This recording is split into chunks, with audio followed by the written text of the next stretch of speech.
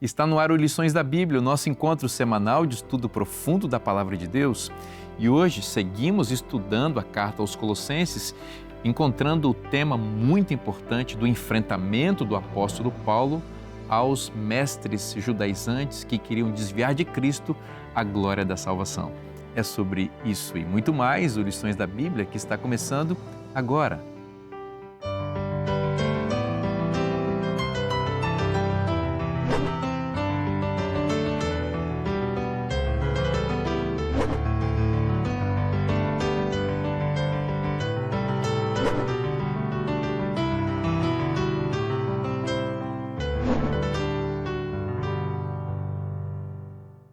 Olha aí, nós já estamos juntos aqui para estudar esse tema tão importante com você hoje na carta aos Colossenses, chegando num ponto assim muito importante que gerou até alguma discussão e polêmica, mas que vai ser muito especial para a sua vida, eu tenho certeza disso.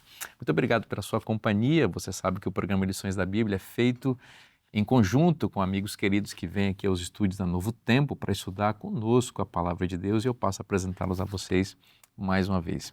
Aqui à minha direita, o pastor Alberto Tasso. Bem-vindo, amigo. Muito obrigado. Que a gente nunca se esqueça que Cristo é o nosso perdoador. Amém. E aqui à minha esquerda, o pastor Patrick. Bem-vindo, irmão. Muito obrigado, pastor Vinícius, queridos amigos. Aproveito para mandar o meu abraço especial aos nossos queridos mestres, aos nossos professores de teologia.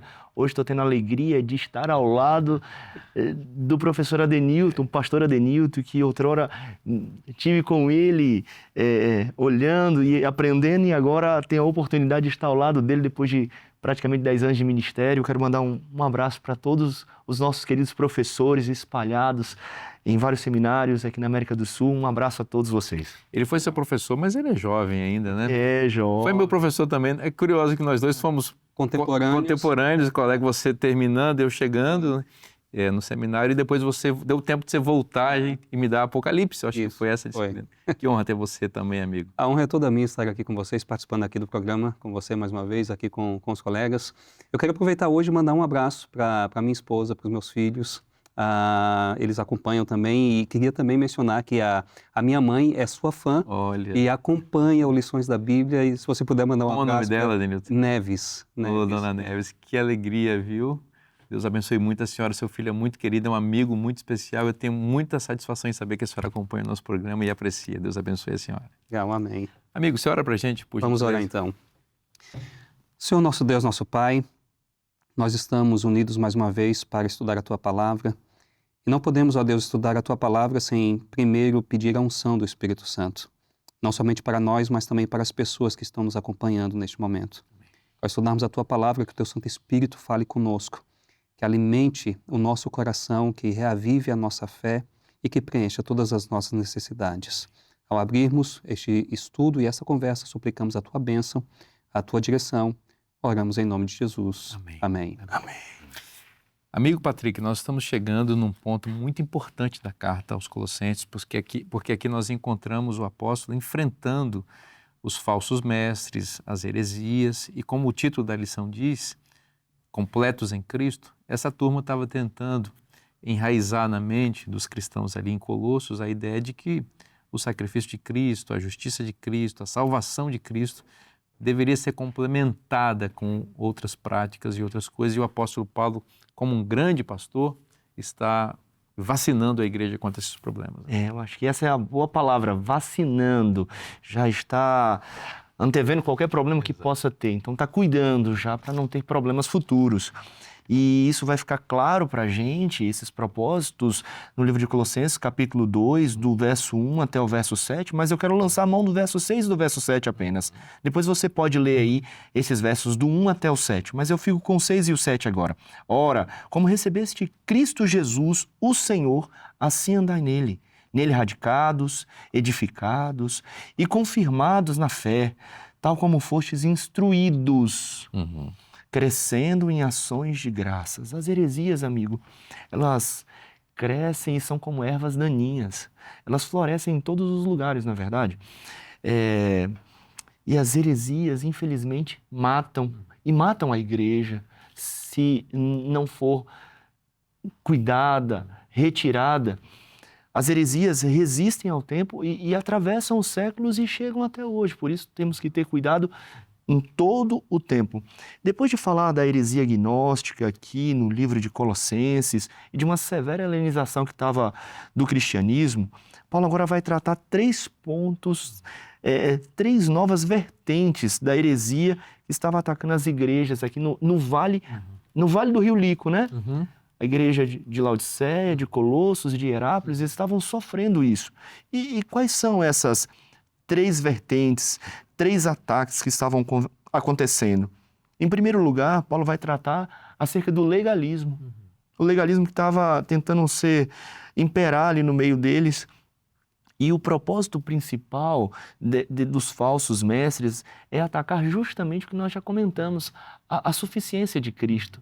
E eles não pregavam que ninguém poderia ser salvo senão por meio dos seus regulamentos, né? Regulamentos legalistas. Paulo vai tratar também, aqui, nos versos que lemos, sobre os sincretismos, o sincretismo religioso. Essas pessoas, infelizmente, elas reprovavam os cristãos por não terem, como eles, uma imediata experiência espiritual. A teologia deles adivinha de visões, de adoração a anjos e não das Escrituras. E vai ter um terceiro, que está no verso 20 e 21, que eu gostaria, talvez você não é tão conhecido para você que está em casa, mas eu gostaria de mencionar isso para você, que é o ascetismo. Se você olhar o verso 20 e 21, vai dizer assim, ó, se morreste com Cristo para os rudimentos do mundo, porque como se vivesseis no mundo, vos sujeitais a ordenanças. Não manuseis isto, não proves aquilo, não toques aquilo outro. Então, o ascetismo é a crença de que podemos crescer espiritualmente simplesmente abstendo de coisas, flagelando o corpo, mortificando-nos fisicamente. E na Idade Média isso ganhou uma força tremenda, né? Eles, para alcançar a salvação, precisavam dormir em camas duras, viver meses e anos sem conversas, em silêncio, viviam também em longos jejuns. Então, é isso que Paulo está combatendo aqui, o ascetismo. Excelente, você destacou 3 pontos que o apóstolo está confrontando e que são pontos, como você disse, muito atuais ainda. O legalismo, não é? O liberalismo, vamos chamar do outro lado, que está associado com esse sincretismo, essa ideia de que tudo pode, que é uma experiência mais mística da religião. Isso. E o terceiro, o ascetismo, é do que nada pode. Enquanto o legalismo fala de uma salvação pela lei, esse sincretismo fala de uma religião mística que não tem base, fundamento na palavra. E o ascetismo é essa religião que nada pode. É a proibição completa e total e torna a vida cristã muito triste, né? Muito carrancuda. Excelente, pastor Patrick, essa exposição histórica e contextual aqui pra gente, né? Vamos com quem agora aqui? Tem alguns versos, gostaria de voltar a alguns versos aqui, porque ela abre com os versos 1 a 7, o Patrick pegou os últimos versos aqui, os 6 e 7, mas alguns elementos interessantes dos versos anteriores, eu gostaria de ler Colossenses 2, 2 em diante, assim, olha, faço isso que o coração deles seja consolado para que eles, vinculados em amor, tenham toda a riqueza da plena convicção do entendimento para conhecimento do mistério de Deus que é Cristo, em quem estão ocultos todos os tesouros da sabedoria e do conhecimento. Veja, a gente tem alguns elementos interessantes aqui. Primeiro deles, o apóstolo Paulo usa a expressão vinculados em amor. No verso 6, o Patrick até leu, diz a ideia de enraizados. Eu tenho o sonho de conhecer as grandes sequoias lá na Califórnia, aquelas árvores gigantescas, são os maiores seres vivos do mundo, né? Gigantescos. Uma vez eu escutei um biólogo falando, um especialista em árvores. Ele disse que a sequoia, ela tem raízes muito pequenas para o tamanho dela. Acontece que pesquisas feitas com sondas e etc. embaixo da terra descobriram de que a raiz de uma sequoia, ela está entrelaçada com a raiz da sequoia vizinha. E com a outra também, de tal maneira de que subterraneamente as sequoias, elas são enraizadas juntas. Fantástico isso. De tal maneira que elas uma suporta a outra. Eu acho que essa é a ideia de Paulo aqui. Então, vinculados em amor. Você cresce enraizados juntos. Interessante notar de que a ideia de Paulo aqui, nessa ideia de enfatizar vinculados em amor, é de que o crescimento cristão é uma tarefa coletiva e não individual. nessa época, como a gente já mencionou outras vezes aqui, de desigrejados, pessoas que querem Cristo, mas não querem a igreja. Veja, não estou dizendo mais uma vez que a salvação é pela igreja, não é isso. Mas existem aspectos do crescimento cristão que só acontecem na comunidade, nesse vínculo de amor e nesse enraizamento juntos. Por isso a gente tem que experimentar o cristianismo pleno em comunidade, não em isolamento. Essa é uma ideia bíblica muito forte no apóstolo Paulo. Olha, que explicação linda, né? Porque, de fato, as sequoias, né, que são essas árvores gigantescas, os maiores seres vivos que existem na Terra e os mais longevos, né? Estudos indicam que... Centenas, milhares de anos. Milhares. Tem árvores ali que imagina-se que estão vivas há 4.000 anos, imagina. Elas estão vivas logo depois do dilúvio. Essas árvores foram plantadas e estão lá. São árvores milenares. E você colocou, elas têm raízes curtas, mas entrelaçadas. Você tem crescimento grandioso e você tem longevidade. Uma excelente metáfora para a vida cristã. Né? Isso ajuda a... Eu não conheço muito sobre sequoias, eu vi aí que vocês dois são eu não sou especialista, tive o privilégio de vê-las. Realmente... Eu quero vê-las. É incrível. E ele tem a teoria toda aqui. Eu aprendi muito com vocês aí. Eu vou tentar fazer uma aplicação aqui com base no que vocês falaram.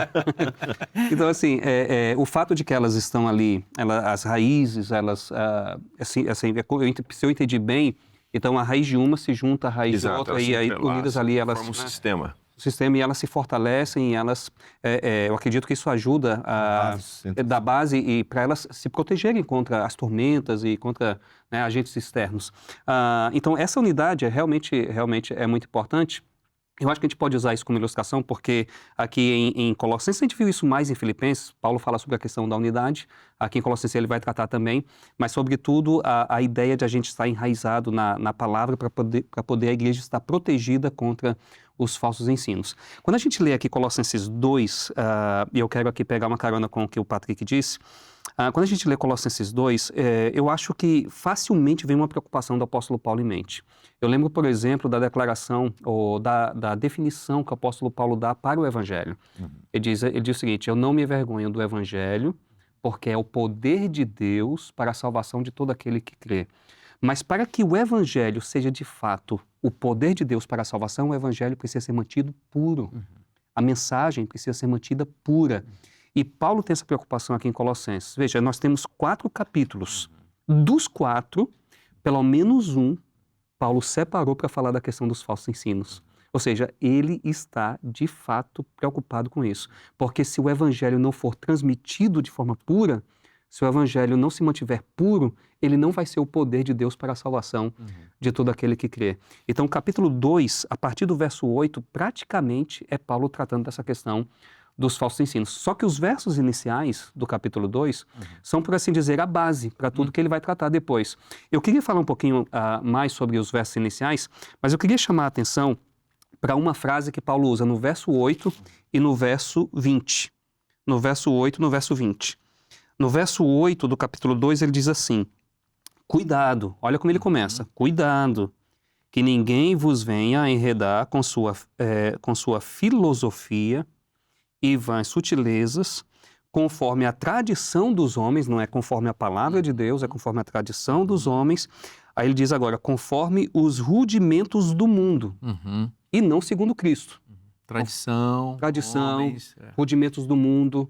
Ou seja, não é a palavra revelada, não é o Antigo Testamento. Não é o Novo Testamento. Não é o Novo Testamento. Não são os escritos dele, não são os escritos dos outros apóstolos. É a interpretação de homens. É a interpretação de homens. Então, os falsos ensinos, eles começam a surgir quando a palavra de Deus é tirada de foco. Exato. Né?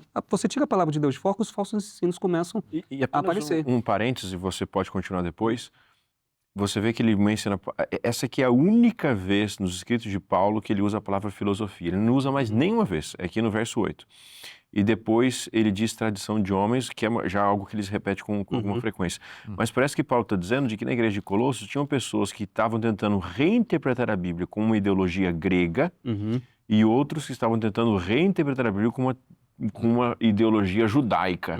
E as duas eram problemáticas. E, às vezes uma mistura das duas. Ou uma mistura das duas. É. E as duas são problemáticas, Uhum. porque contrariam os símbolos do Senhor. E é o apelo que o apóstolo Paulo faz, que ecoa até hoje, de nós tomarmos a Bíblia, e a Bíblia somente, e evitar ler a Bíblia através de ideologias. Uhum. Veja, e aí, continuando aqui no verso 20, ele vai utilizar a mesma expressão que ele utilizou no verso 8, né, que ele fala ali sobre rudimentos do mundo, e no verso 20 ele vai usar a mesma expressão, se morrestes com Cristo para os rudimentos do mundo. Então tem rudimentos do mundo interferindo ali na vida da igreja, e aí ele diz, vocês morreram para esses rudimentos. E a palavra original que ele utiliza, não precisa mencionar, mas a palavra, ela tem que ver meio que com uma mistura de filosofias humanas. Então Paulo está atacando isso aí, ele está tentando trazer o leitor para a palavra de Deus, que é o foco. E aí, agora eu queria fazer alguns comentários sobre os versos 1 a 7, porque aqui ele faz uma introdução geral, ele vai falar sobre os falsos ensinos, mas ele vai fazer uma introdução geral. Aqui, na verdade, ele está apresentando as razões por que ele escreveu essa carta. Razão número 1, eu diria, ele escreveu essa carta para fortalecer os crentes e encorajar os crentes. No verso 2, a gente lê o seguinte, para que o coração deles seja confortado e vinculado juntamente em amor. Então, ele está ali fortalecendo os crentes e encorajando também. Depois, eu diria que ele escreveu essa carta para desenvolver o entendimento do pleno mistério de Deus, que é Cristo. E aqui ele está dando a base para combater os falsos ensinos. Como é que a gente combate os falsos ensinos? Com a mensagem pura do Evangelho. É por isso que ele queria que os colossenses tivessem um pleno conhecimento do mistério de Deus, que é Cristo. A mensagem do Evangelho. Quando uma pessoa conhece o Evangelho em sua pureza, isso vai fazer com que as filosofias humanas sejam colocadas de lado. Número 3, ele escreveu também para ensinar que entendimento, sabedoria e conhecimento só se encontram, o verdadeiro conhecimento, a verdadeira sabedoria, isso se encontra em Cristo. Ele diz isso diretamente no verso 3, em quem todos os tesouros da sabedoria e do conhecimento estão ocultos, ou seja, em Cristo nós encontramos a sabedoria, em Cristo nós encontramos o conhecimento, e é interessante isso aqui porque Paulo está escrevendo para uma igreja que estava sendo afetada por ensinos que estavam tentando dizer o seguinte, olha, vocês podem continuar com Cristo, mas dá para complementar com alguma coisa, dá para complementar com experiências místicas, com seres espirituais, com atenção aos astros. Culto a anjos, né? Com culto aos anjos. Não, Paulo está dizendo, não, Cristo é suficiente para a experiência humana. E ele repete aqui uma ênfase que ele já fez no seu hino cristológico, que é a ideia de que em Cristo habita corporalmente toda a plenitude na divindade, isso aparece no verso 9. E no verso 11, ele diz, nesse Cristo, no qual habita toda a plenitude da divindade, vocês foram circuncidados. O que me parece dizer claramente que ele está enfrentando o problema judaizante aqui. Ou seja, havia falsos mestres que estavam ensinando que a salvação em Cristo não era completa e que ela deveria ser complementada com a assimilação da cultura e da etnia judaica e acessando na forma como os judeus, na antiga aliança, acessavam a salvação via a circuncisão. E é isso que o apóstolo Paulo está rebatendo fortemente, especialmente em relação aos gentios. Nós vamos continuar essa conversa, e você segura que você tem mais coisas, e vocês também mais coisas para falar. A gente vai fazer um breve intervalo, a conversa está muito boa aqui, tem muita coisa boa no próximo bloco, não sai daí, o programa volta já já.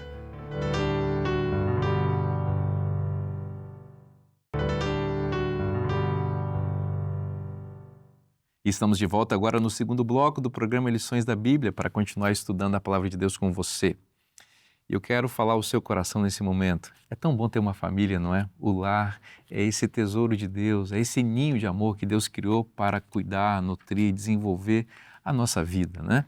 Pensando nisso, nós estamos lançando esta revista especial, edição da Revista Esperança, Lar, Doce Lar. O lar existe para ser doce. Existe para ser um ambiente de segurança, de confiança e, como eu disse, de desenvolvimento pleno, tanto dos cônjuges e dos filhos.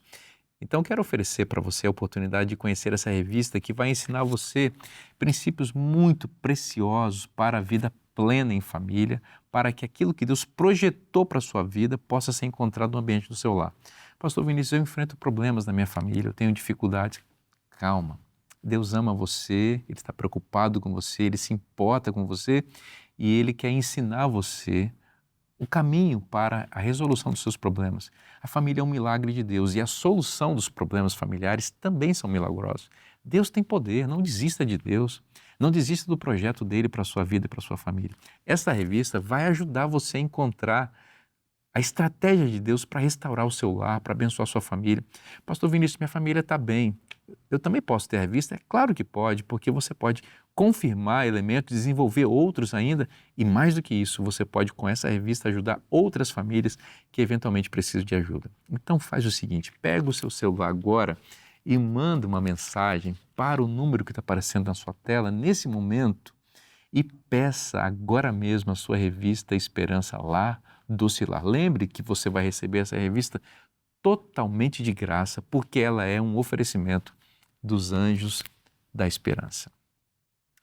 Amigo Adenilton, nós estávamos conversando no bloco anterior e você estava fazendo uma lista muito interessante de motivos pelos quais o apóstolo Paulo escreveu a epístola aos Colossenses e você, eu creio, estava num ponto mostrando o confronto do apóstolo contra os falsos mestres e a gente precisou chamar o bloco seguinte e eu queria que você continuasse com a sua lista muito boa. Perfeitamente. Então, a gente estava comentando que é interessante o fato de que nós temos 4 capítulos em Colossenses e Paulo praticamente separa um capítulo para tratar do assunto dos falsos ensinos, ou seja, isso era algo realmente que o preocupava, né? E um dos pontos, agora continuando aqui na lista que nós introduzimos no bloco anterior, eu queria chamar a atenção para o verso 4 do capítulo 2, em que Paulo diz o seguinte: assim digo, para que ninguém vos engane com raciocínios falazes. Ou seja, Paulo ele está buscando aqui imunizar a igreja contra os falsos ensinos, dizendo, olha, tenham muito cuidado que ninguém vos engane. Ele está tentando imunizar. Mas como é que isso acontece? Aí ele apresenta outro ponto aqui nos versos 6 e 7, ele diz assim, ora, como recebestes Cristo Jesus, o Senhor, andai nele. Ou seja, é como se ele quisesse dizer o seguinte, eu acho que talvez Paulo esteja até aqui fazendo referência à pregação de Epáfras.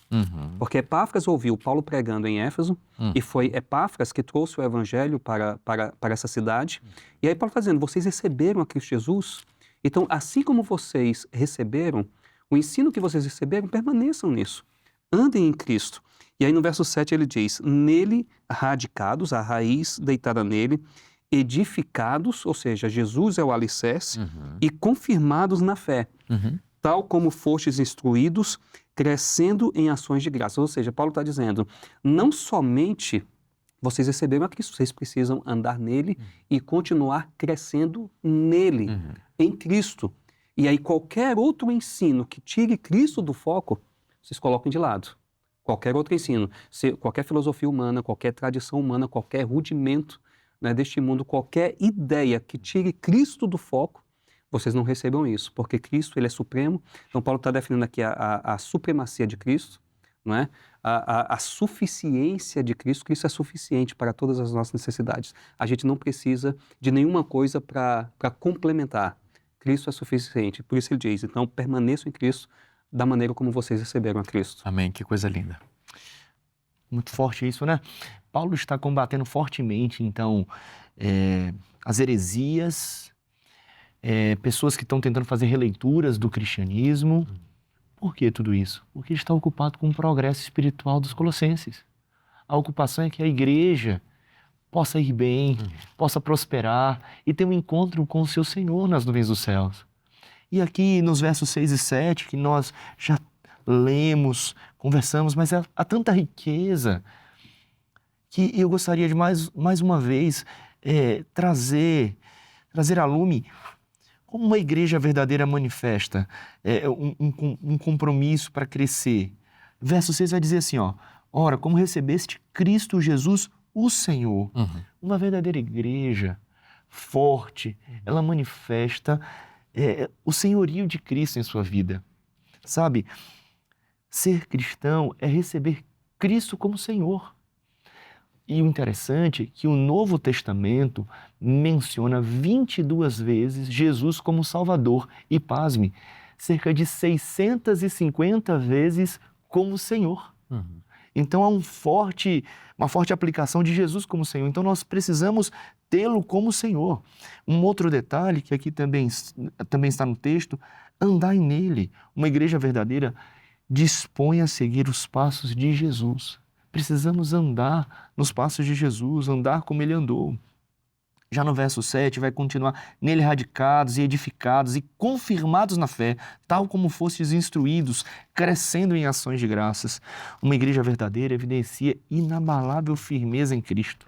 Aqui é uma linguagem da agricultura, né? Radicados, o pastor bem falou, Alberto, que representa essa questão da árvore frondosa, que está firme, alicerçada. Também vai usar edificados, uma palavra da arquitetura, onde Cristo Senhor é o nosso alicerce seguro, é a rocha que nós estamos instalados. Vai usar também uma outra palavra, confirmados, instruídos, uma linguagem que o senhor conhece bem, é uma linguagem pedagógica, sabe? Foi instruído, sugere que a vida cristã é uma escola e nós somos instruídos pela palavra de Cristo. E no verso 7 também, uma igreja verdadeira manifesta efusiva gratidão a Deus. Olha só, a palavra crescendo em ações de graças traz uma ideia, como o senhor disse anteriormente, de um rio. Uhum. Quando cremos em Cristo, que é uma fonte dentro de nós, depois disso ela se transforma em um rio caudaloso, poderoso, e aí a gente cresce e é dar ações de graças. Amém. E Alberto? Agora a gente precisa entrar numa das partes mais desafiadoras da carta aos Colossenses, onde o apóstolo Paulo vai desenvolver essa preocupação pastoral que ele tinha com heresias naquela época, trazendo vários elementos importantes para nós entendermos sobre nossa salvação. E nossa prática cristã também. Quero ler com vocês dos versos 8 em diante de novo, diz assim, olha, tendo cuidado para que ninguém venha enredá-los com sua filosofia e vãs sutilezas, conforme a tradição dos homens e conforme os rudimentos do mundo, não seguindo a Cristo, ou não segundo Cristo. Aqui nós temos dois professores de português. Eu não sou professor de português, mas a palavra rudimentos parece difícil de entender, né? E eu fui tentar pesquisar e entender como é que é a palavra que Paulo utiliza aqui, mas parece que a palavra rudimentos tem que ver com aquilo que é elementar. Então, são as coisas elementares do mundo, aquilo que é básico na mentalidade humana. Paulo está rejeitando isso daí. E ele continua no verso 9. Não segundo Cristo, e aí ele joga uma pérola, que Paulo é especialista, é um poeta, né? Porque nele habita corporalmente toda a plenitude da divindade. Então, Cristo é plenamente Deus, mas homem, porque ele é corporalmente. Então, é sempre Deus, mais uma declaração cristológica extraordinária. Verso 10. Também nele vocês receberam a plenitude. Ele é o cabeça de todo principado e potestade, ou seja, porque Cristo é a plenitude de Deus, nós compartilhamos dessa plenitude com Cristo. Ele continua, ele diz. E aí no verso 11, nele também vocês foram circuncidados, não com a circuncisão feita por mãos humanas, mas pela remoção do corpo da carne, que é a circuncisão de Cristo. Tendo sido sepultados juntamente com ele no batismo, no qual vocês também foram ressuscitados por meio da fé no poder de Deus, que o ressuscitou dentre os mortos. Só um parênteses, é que ele está colocando em paralelo circuncisão e batismo. Circuncisão é o rito de acesso ao judaísmo. E o batismo é o rito de acesso ao cristianismo. Exatamente. Então, os judaizantes estavam trazendo a circuncisão na carne como essencial para necessária para acessar a salvação pelos gentios. E aqui, sabiamente, ele coloca em oposição a isso o batismo, que é a forma como nós acessamos a salvação. Exatamente. E a gente tem que lembrar, a gente já mencionou isso em episódios anteriores, de que de todos os elementos judaicos, dentre os judaizantes, a circuncisão é que eles mais pegavam. Precisa circuncidar para ser cristão. Ou seja, eu tenho que ser primeiro judeu e depois de virar judeu que eu me transformo no cristão. E Paulo está dizendo, olha, todos vocês foram circuncidados, mesmo os gentios de Colossos, mas não a circuncisão literal na carne, né? Mas a circuncisão espiritual do coração, que é em Cristo. Se é da forma que a circuncisão representava para o judaísmo santificação, eleição, santidade, né? Separação como povo escolhido, Paulo está dizendo, vocês já foram santificados, vocês já são irrepreensíveis em Cristo, para usar a mesma linguagem dele, vocês já foram circuncidados no coração, vocês já são parte do povo de Deus e da igreja. E aí ele explora, faz esse paralelo com o batismo, não é a circuncisão que dá a entrada agora, mas é o batismo. E Paulo, mais uma vez, como em Romanos, ele apresenta o sentido do batismo. Isso. O batismo tem muitos significados, Mas esse aqui é o que resume o que significa ser batizado. Ressurreição. Morrer para ressuscitar. Então a ideia de que eu morro para os rudimentos do mundo, eu morro para as filosofias humanas, eu morro para as tradições humanas e eu morro para o pecado, para que eu receba então a ressurreição em Cristo Jesus. Maravilha. Então esse é o significado do batismo, é morte e ressurreição. É por isso que no batismo você deita para trás, geralmente, né? Representando que você morreu, você fica alguns segundos sem respirar ali na água, só alguns segundos, né? Representando que você realmente morreu e agora você é levantado da água por uma nova vida. E aí ele continua no verso 12, tendo sido sepultados então com ele no batismo, né? Morte e ressurreição, e no verso 13, quando vocês estavam mortos nos seus pecados e na incircuncisão da carne, ele lhe deu vida juntamente com Cristo, perdoando todos os nossos pecados. Ou seja, o que é essa incircuncisão na carne? É o tempo antes do batismo, certo? É o tempo antes do batismo, é o tempo antes de conhecer a Cristo. Mas agora quando você conhece a Cristo, diz o texto, os pecados são perdoados. É que quer dizer o seguinte, você, gentil, que foi batizado, nesse momento você foi circuncidado. O seu coração foi circuncidado. Então, para que você tem que passar por essa experiência na carne, se aquilo que os judeus praticavam na carne representava aquilo que você já tem no coração? Você já é uma nova criatura. O judeu se circuncida para entrar na aliança. Quando você é batizado, você morreu para o mundo e nasceu já dentro da aliança. Exatamente. Então você já acessou nela. Então você não precisa passar por aquilo. Porque quando você é instado a passar pela circuncisão, é como se você dissesse, eu não nasci de novo, não valeu a pena, o sacrifício de Cristo não foi suficiente, eu preciso completá-lo com uma obra na carne. E é contra isso que o apóstolo está falando. E mais um detalhe sobre o significado do batismo, é que o apóstolo Paulo conclui esse pedacinho dessa pequena seçãozinha aqui, porque ele vai entrar depois na questão do cancelamento de dívidas e outras coisas, mas ele termina dizendo assim, olha, perdoando todos os nossos pecados. Que é o que o batismo faz, né? Exatamente. Então, quando eu aceito a Cristo e passo pelas águas do batismo, além de morrer e ressuscitar, eu recebo perdão dos meus pecados. Louvado seja Deus. Então, por isso que o batismo é algo tão extraordinário, poderoso e uma experiência que todo aquele que quer seguir a Cristo deve passar. Ademilton, o que o batismo cancela, então, na sequência do verso 16 aí? Ele estava falando aí que a gente estava chegando a um ponto difícil da carta, né? E ficou para você, né? Ficou para o doutor em Novo Testamento aqui. Olha só, e realmente o verso 14 é um ponto assim que tem havido muito debate, né, ao longo dos séculos. Eu vou dar uma lida aqui e a gente vai discutir aqui esse texto, né? O verso 14 diz assim, tendo cancelado o escrito de dívida. Eu vou parar por aqui, porque, veja, muita gente acredita que esse escrito de dívida aqui é o cancelamento da lei moral de Deus. A primeira coisa que a gente precisa dizer é a seguinte, Paulo não está falando sobre esse assunto aqui. Paulo está discutindo, como a gente mencionou aqui no capítulo 2, ele está preocupado com os falsos ensinos. Paulo não está apresentando aqui uma exposição sobre a lei moral, né? Ele está preocupado aqui com os falsos ensinos. Então, a primeira coisa que a gente precisa entender nesse texto é a seguinte, Paulo não está falando da lei moral. E a gente pode verificar isso lendo outros textos de Paulo. Por exemplo, se a gente for aqui para Romanos, capítulo 2, versos 21 e 23, Paulo menciona aqui um dos mandamentos, aliás, mais de um dos mandamentos. Capítulo 2, versos 21 e 22.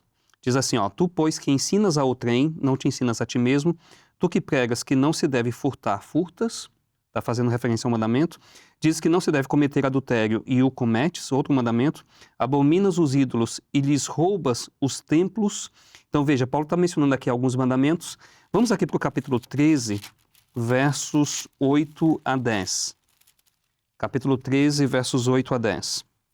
Diz assim, a ninguém fiqueis devendo coisa alguma, exceto o amor com que vos ameis uns aos outros. Pois quem ama o próximo tem cumprido a lei. Aqui fica muito claro que Paulo está falando sobre a validade da lei moral dos 10 mandamentos. Inclusive, ele menciona alguns. Não adulterarás, não matarás, não furtarás, não cobiçarás. E se qualquer outro mandamento, tudo nesta palavra se resume, amarás o teu próximo como a ti mesmo. E aí, no verso 10 ele diz, o amor não pratica o mal contra o próximo, de sorte que o cumprimento da lei é o amor. Então, Paulo, ele deixa muito claro assim, que os mandamentos estão em vigor, que a lei de Deus está em vigor. Então, quando ele fala do cancelamento do escrito de dívida, ele não pode estar falando da lei moral. Além disso... Sob pena de se contradizer, né? Sob pena de se contradizer. Além disso, se a gente pegar aqui ainda em Romanos, Paulo vai deixar muito claro que o que Deus cancela é a condenação da lei. Se a gente for aqui para Romanos 8, né? Romanos 8, verso 1, e aí depois os versos 33 e 34 também, nós lemos assim: agora, pois, já não há condenação, já nenhuma condenação há para os que estão em Cristo Jesus. Então, não há condenação. A condenação suspensa. Versos 33 e 34. Diz assim: quem intentará acusação contra os eleitos de Deus? É Deus quem os justifica.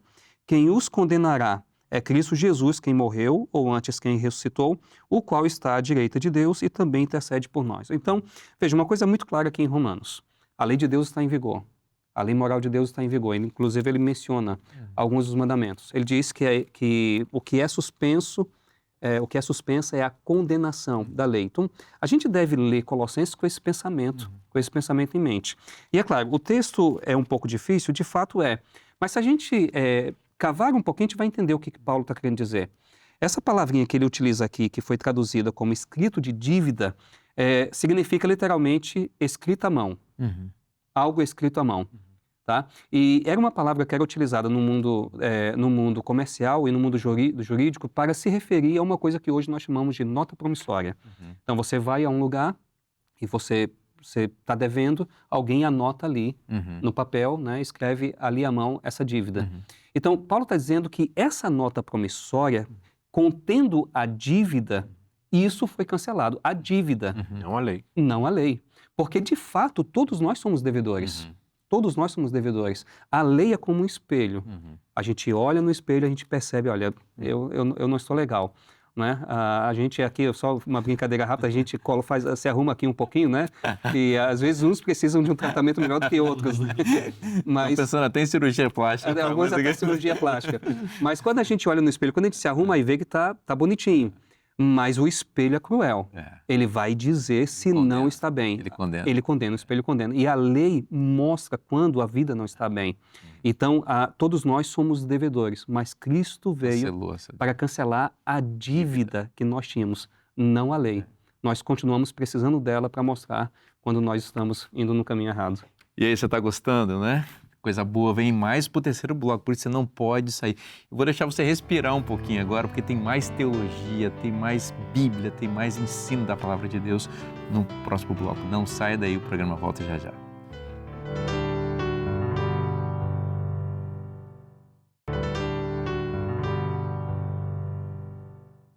Estamos de volta agora para o terceiro bloco do programa Lições da Bíblia de hoje, que está imperdível. Nós estamos conversando sobre temas muito profundos, estamos entrando na profundidade do conhecimento de Deus, tal como o apóstolo Paulo revelou aqui. Antes, porém, quero fazer uma gratidão a você que é Anjo da Esperança. Muito obrigado por ajudar a manter esse programa no ar, para que mensagens como essa, explicações tão lúcidas que os nossos colegas trazem aqui sobre temas às vezes tão complexos, possam continuar aparecendo. Isso traz salvação, isso tira as escamas dos olhos das pessoas, isso ajuda as pessoas a conhecerem a Jesus, e é para isso que a Novo Tempo existe. Se você ainda não é Anjo da Esperança, é a sua oportunidade agora de se unir a essa corrente do bem e enviar para nós também as suas doações para que este e outros programas da TV Novo Tempo continuem no ar, abençoando as pessoas. Então pegue seu telefone agora, manda uma mensagem por WhatsApp que está aparecendo na sua tela, e nossa equipe vai acolher com muito carinho a sua mensagem e vai direcionar você para também fazer parte do projeto maravilhoso dos Anjos da Esperança.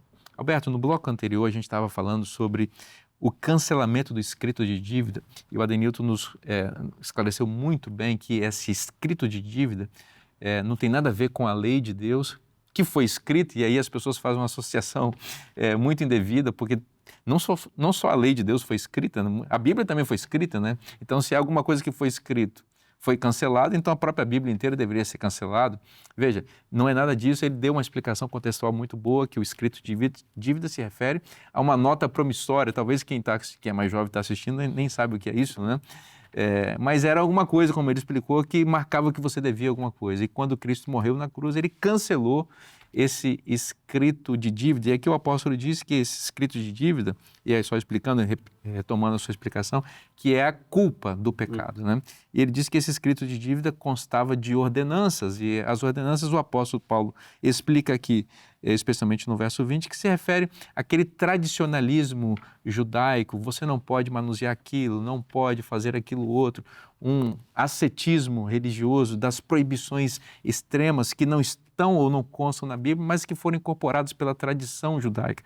E é por isso que ele está tratando de circuncisão aqui também, porque ele está dizendo, olha, você só pode ser salvo se você for circuncidado e assimilar completamente o pacote judaico, que torna você um indivíduo totalmente separado de uma realidade, eu diria até da realidade bíblica do Novo Testamento, né? Você vai se tornar um robô se preocupando com tradições e tradicionalismos, e o apóstolo quer dizer, não é isso. Em Cristo, a sua dívida já foi cancelada, você já foi ressuscitado e você é nova criatura e você, por isso, pode guardar a lei eterna de Deus, que é a lei moral, que não foi de maneira nenhuma cancelada.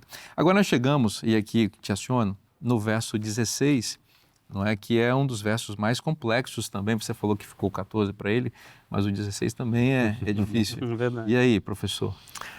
Vamos ler. Vamos ler. O capítulo 2, verso 16, para trazer à memória o que Paulo diz, assim, olha, portanto, ninguém julgue vocês por causa da comida e bebida, ou dia de festas, ou lua nova, ou sábados, porque tudo isso tem sido sombra das coisas que haviam de vir, porém o corpo é de Cristo. Você sabe que a Novo Tempo é uma emissora adventista, do sétimo dia. E por ser do sétimo dia, você sabe que os adventistas, nós guardamos o sábado, o sétimo dia da semana, né? E esse texto, muitas vezes, é utilizado para dizer, tá vendo? O sábado, ele tem que ser abolido. O sábado foi abolido e não há sentido mais nisso. Acontece que todo o contexto aqui, nós já vimos que a questão da circuncisão, a questão de tradições humanas, que Paulo menciona também no verso 8, a questão dos rudimentos do mundo. Havia algumas pessoas na igreja de Colossos que queriam impor o cerimonial judaico para os cristãos. E Paulo está dizendo justamente essa questão. Olha, é um contexto aqui cerimonial. Veja, então ele diz, por causa de comida e bebida que eram parte das tradições judaicas. O que aconteceu com o povo de Israel? Depois que eles voltaram do cativeiro babilônico, eles falaram, nós não podemos voltar para o cativeiro de novo. Então a gente tem que guardar a lei. Para guardar a lei, eles criaram uma série de tradições para proteger a lei, certo? Então eles tinham uma série de rituais que Jesus condena muito eles. Rituais de lavar as mãos, rituais de que pode comer ou não, jejuns que eles faziam e uma série de tradições. Esse aqui era o problema. Então, Paulo está dizendo aqui, olha, ninguém vos julgue por causa de comida e bebida, essas tradições judaicas, dias de festas, ou lua nova, ou sábados. E aí, você tem dias de festas que são possivelmente as festas judaicas, então a Páscoa, Pentecostes, pães asmos, tabernáculo de expiação e etc. Ou de expiação e tabernáculo, etc. Que para o cristão, ela não é obrigatória. Certo? Um cristão não precisa celebrar a Páscoa como os judeus celebravam. Você pode fazê-la, não é nenhum pecado você, no domingo de Páscoa, reunir com a tua família ou refletir em Cristo. Não é um pecado, mas não é uma obrigação, certo? Então, essa é a questão. As festas anuais, também tem a questão das festas ali mensais. Lua Nova, o calendário judaico era uma festa, era um calendário lunar, então marcava a mudança do mês. E o sábado, Lua Nova era toda Lua Nova era o mês novo, né? Então, e os sábados? E aí fica a dúvida, que sábados é esse? Porque no Antigo Testamento, especialmente no Pentateuco, nós temos dois tipos de sábados. O que geralmente a Bíblia fala, usa a expressão para fazer essa separação, os vossos sábados, que eram chamados de sábados cerimoniais, e os meus sábados, ou o meu sábado, que se refere ao sábado semanal, que aparece, que é de Deus e que aparece nos 10 mandamentos, em Êxodo 20, e depois Deuteronômio 5 também. Então, são sábados diferentes. O que eram sábados cerimoniais? Os sábados cerimoniais eram dias como feriados. Nós temos isso até hoje no nosso calendário brasileiro, certo? Geralmente por influência da Igreja Católica. Então, você tem lá o dia da padroeira do Brasil, Nossa Senhora. Se cair numa quinta... É feriado. E a gente dá glória a Deus porque emenda sexta, sábado e domingo. Né? Mas se cair na quinta, aquele dia é feriado. Se cair na quarta, aquele dia é feriado. A mesma coisa acontecia com o sábado cerimonial. Então, o dia da expiação era um sábado cerimonial. Se caísse numa segunda, aquele dia era sábado. Se caísse numa terça, era sábado. E seguramente Paulo se referia a isso daqui por uma outra palavrinha que é chave.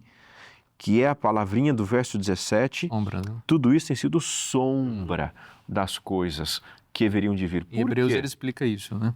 Por quê? Exatamente. Deixa eu só falar assim, da questão da sombra, de repente a gente até pode ler. Não, segue. É só um parênteses. Aqui em Hebreus ele vai trabalhar... Exato, a questão da sombra e realidade. O que a gente chama na teologia de tipo e antítipo, né? Uma expressão que a gente usa muito na teologia. Então, todo o cerimonial judaico, especialmente o que acontecia no santuário e tabernáculo, apontava para uma realidade futura. Então, a Páscoa, ela apontava para a morte de Cristo, certo? A libertação do pecado. Né? Você tem o Pentecostes, que depois representaria o derramamento do Espírito Santo, tempos depois, certo? A festa dos tabernáculos, o céu e a peregrinação para o céu. Você percebe? A libertação da presença do pecado. Então, tudo isso apontava para quem? Para Cristo. Então, Cristo, ele cumpre ali. É por essa razão que quando Cristo morre, o que acontece no templo, lá em Jerusalém? Entre o lugar santo e santíssimo? Rasga o véu, certo? Rasga o véu. O sacerdote estava com o cordeiro ali, o cordeiro, com o terremoto, o cordeiro escapa da mão dele, ou seja, não era necessário mais sacrifício de animais, não era necessário mais ter o santo e o santíssimo, porque tudo isso apontava para Cristo.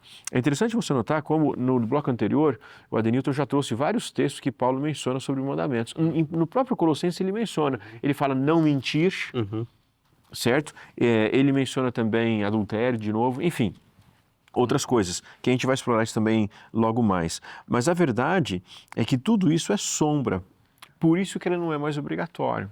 Então, os sábados aqui são sábados cerimoniais. Parece que Paulo está lembrando de um texto do Antigo Testamento que vale a pena a gente ler. Oséias, capítulo 2, verso 11. Então, Oséias, capítulo 2, verso 11. O texto diz assim, olha. Farei cessar toda a sua alegria, as suas festas de lua nova e os seus sábados e de todas as suas solenidades. Veja essa regra de interpretação do Antigo Testamento. Pode olhar, não tem nenhuma exceção. Toda vez no Antigo Testamento que a expressão é seus sábados, é o sábado cerimonial. Toda vez que é meu sábado, é sábado moral. E aqui em Oséias, veja que é a mesma sequência. As suas festas e de lua nova e os seus sábados. Então, tudo indica que Paulo está se referindo aqui à lei cerimonial, ao sábado cerimonial e não ao sábado semanal. E Paulo era um defensor do sábado semanal, porque Paulo ele ia na sinagoga no sábado, diz o livro de Atos e etc.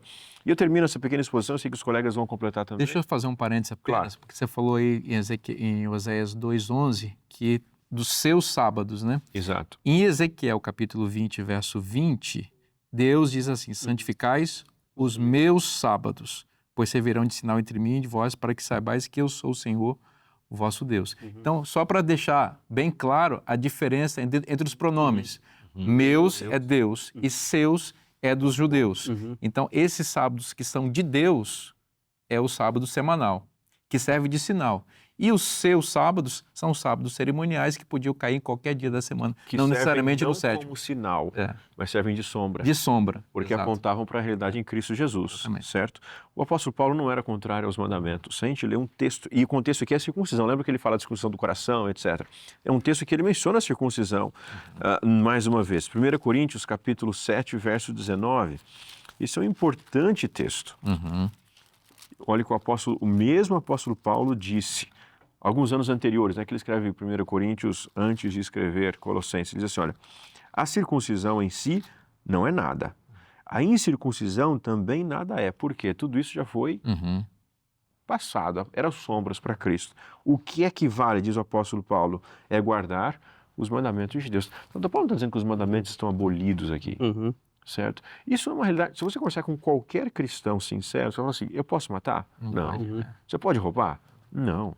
Você pode adulterar? Não. Porque 9 vales e só o sábado era sombra? Não, são sábados diferentes.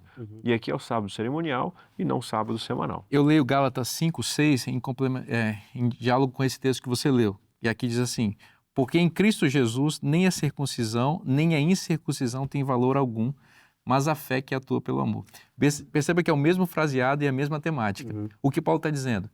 não tem nada a ver se você é circuncidado, ou seja, se você é judeu, ou se você é incircunciso, ou seja, se você é gentio. Isso não tem importância nenhuma para a salvação. O que vale é a fé que atua pelo amor. E é interessante que a fé que atua pelo amor está na mesma posição do texto que você leu para os mandamentos de Deus. Logo, Paulo não é legalista quando diz que tem que guardar os mandamentos, porque para ele guardar os mandamentos significa exercer fé. E a fé para Paulo não é uma coisa abstrata. A fé para Paulo é aquilo que opera, que atua pelo amor. Quando você tem fé, você guarda os mandamentos. Que é o mesmo texto que você leu no bloco anterior de Romanos. Lembra que Paulo diz? Aham. Ele fala, não, ele cita alguns dos mandamentos dali. Ele diz, não adulterar, não matar, etc. Ele diz, olha, tudo isso se resume no amor.